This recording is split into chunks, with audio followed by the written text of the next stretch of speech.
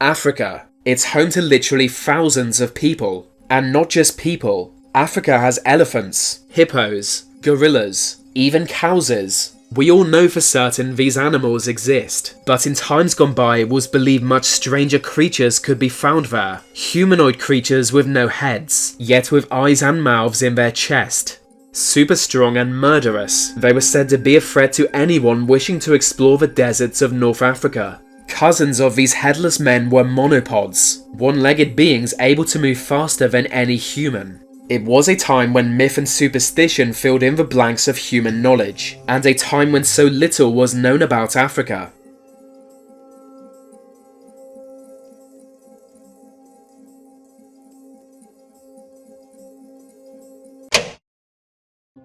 In medieval times, Jewish cartographers on the island of Majorca were renowned for their maps of Africa. To the European eye, Africa was a continent of mystery, a vast, mostly uncharted land, said to be home to monsters and legendary kings. It was the latter that the cartographers dedicated their time to. Their maps depicted far-reaching rivers, stretching deep into Africa, through barren deserts and thick jungle.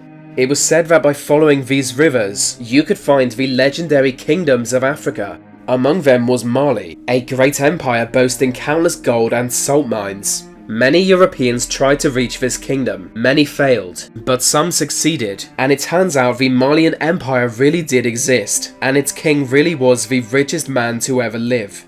He was Mansa Musa, lord of the mines of Wangara. With Mali being perhaps the world's biggest producer of gold, he solely controlled the flow of gold to the Mediterranean.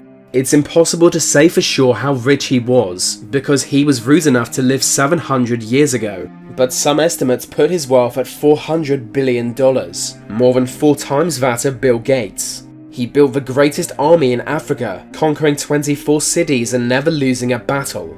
As his empire grew, so did his wealth and fame. Spanish maps even began to depict him.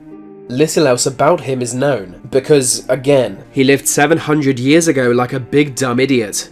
Distant yet famous far beyond his own kingdom, tales of Mansa Musa captured the imagination of Europe.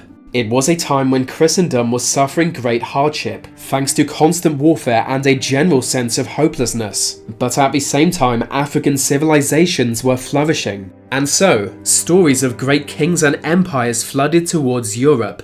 Perhaps the most powerful of all stories told of a faraway Christian king, cut off from Europe by the Islamic Middle East. It was said his kingdom was so wealthy public roads were paved with gold nuggets. The roof of every house was lined with silver, as were the armor and weapons of every soldier.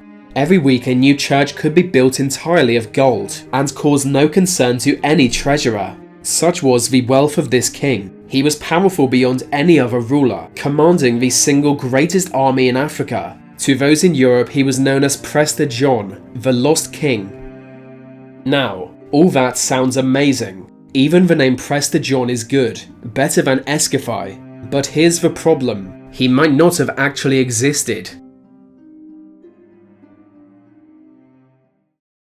Since the birth of Islam, there had been rumours of a powerful Christian king who somehow lost contact with Europe.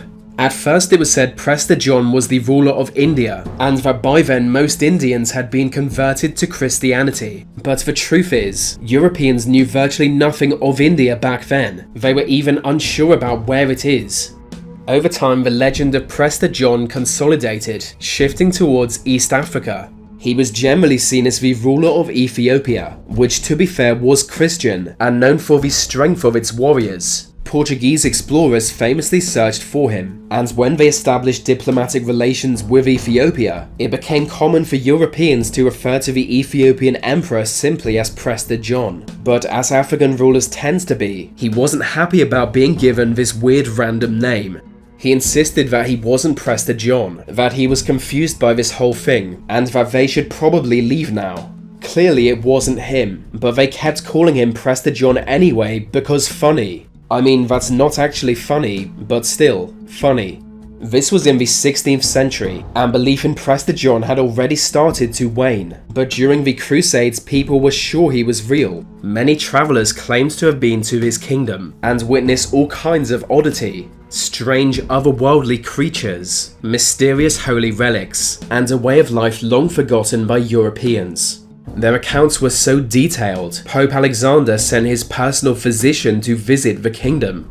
It was hoped he would find his way there safely and establish relations between the two Christian worlds. But there is no record of where he went or what he found there. That was 800 years ago, so he's probably dead.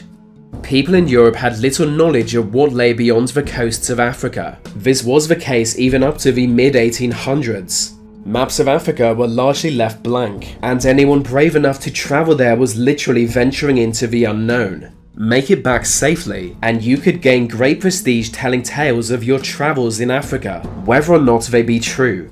A lot of people just made things up. In the 9th century, a man arrived in Europe claiming to be from an independent Jewish state in Africa. According to him, his people were the descendants of the lost tribes of Israel, and still spoke Hebrew. There was no crime or violence, nor was there disease. In fact, no child ever died there. It was a utopian land of peace and harmony, but somehow he didn't know the exact location of his homeland.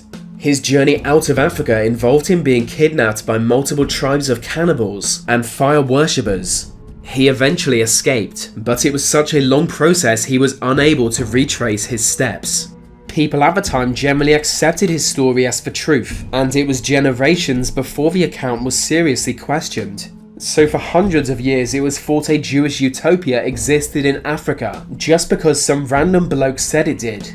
That's how little Europeans knew of Africa through most of history.